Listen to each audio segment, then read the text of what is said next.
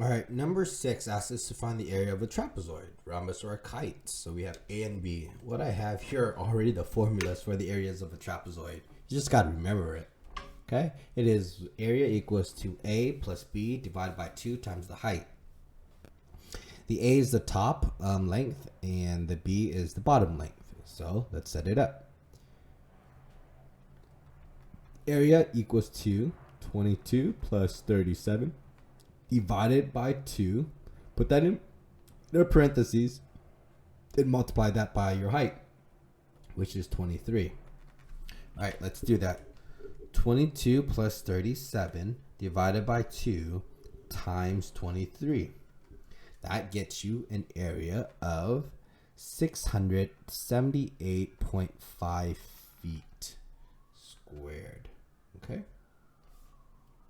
Then let's do the kite. The kite is 1/2 the diagonal times the other diagonal. Well, you need to know the diagonal here. So if this piece is 12, this piece is also 12. So the first diagonal, 1, is equal to 24. Then the other diagonal part is 11. And this is also 11. So diagonal 2 is equal to 22. So the area equals to 1/2 the diagonal, which is 24 times 22.